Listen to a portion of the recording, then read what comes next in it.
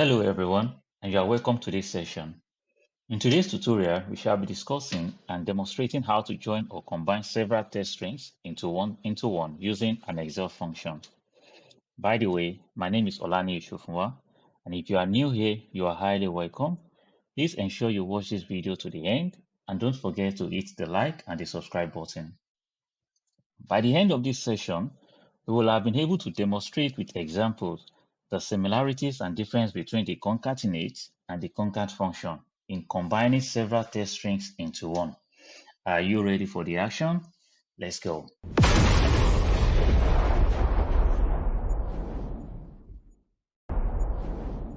For most of us that are conversant with the concatenate function in Excel, you will have noticed that when you want to type the concatenate function, the concat function also comes up. That is the reason for this tutorial, to address what is the similarities or what is the difference between the two functions. We want to understand why the two functions, do they work the same way or they work differently. And I believe that before the end of this video, you will understand how the two function works. When you talk about the concatenate function, we use the concatenate function to join or combine several text strings into one.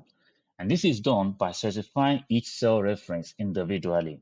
And the formula is thus that concat equals concatenate text1, text2, and so on and so forth.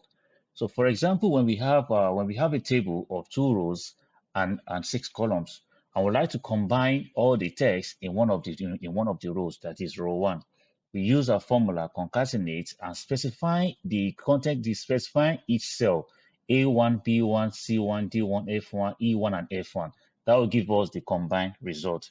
While when we talk about the concat function, though the concat function also works in the similarly in the same way with the concatenate function, they have the same formula. The concat function also join and combine several text strings into one, just as the concatenate function. But the concat function also, not only does the concat function combines the text by specifying the cell reference, but the concat function, we can also use it to specify the range reference. That is why we have the two. That is why we're able to differentiate between the formulas of the concat. The first one is the same formula with the concatenate function, that is specifying each of the cell, while the second formula is specifying a range reference, that is A1 to F1. Both will give us the same result. But we can see that with concat function, even if you have several columns that we want to combine their content, so rather than specify each of the cell one by one, with concat function, we can specify a list or a range at once and we'll have the combined result. In summary, we can say that both functions are used for joining and combining more than one text strings to the other. Some of us that are conversant with the concatenate function, I would like to enjoy you to try the concat function as well and see whether it works for you or not. So having said that, let's demonstrate with examples how the two functions work.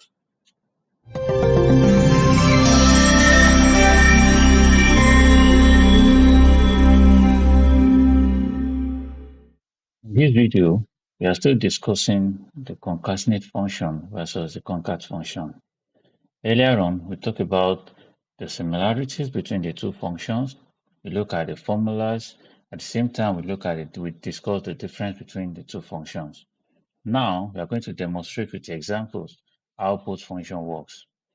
In this table, we have 4 columns of first name, surname, month, and year. I would like to combine the text string in each of these columns into one, using both the concatenate function and the concat function.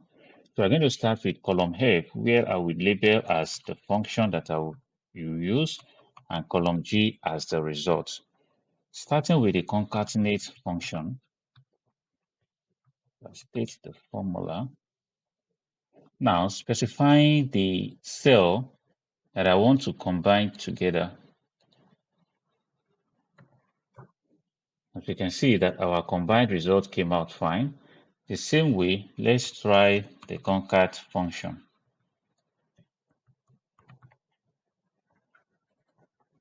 So stating the cell just like the concatenate.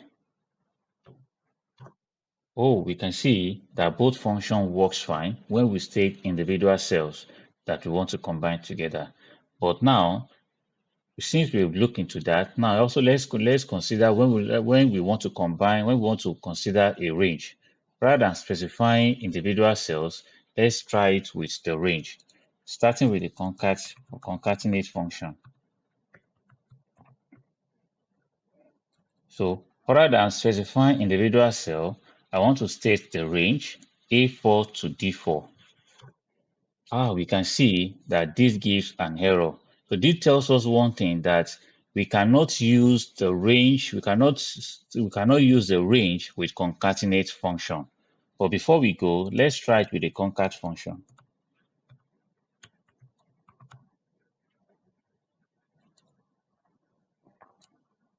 It's taking the range A5 to D5.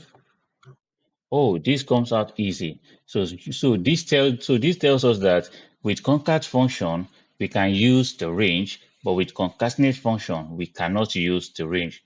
And we've been able to demonstrate the similarities as well as the difference. The similarities is that both function we can specify the individual cells, and both function will give us the combined test strings. But when we want to specify a range, then concat function is the best solution for us to use. Either of these two functions can be used. Even if we have multiple columns, we can combine the content of as many columns as possible with either the concatenate function or the concat function. But if we want to use a range, then the concat function is our best choice to use. Why don't you try these two functions with your list and see whether you are going to get the correct answer or not? If you enjoyed this video and if you learned something, kindly hit the like button, hit the subscribe button as well, and put on the notification bell so that you will be aware when we're about to drop the next video. And don't forget to share this video. Also, if there's a particular function that you are struggling with in Excel, put it also in the comment section and we shall discuss it together. Thank you and see you in the next class.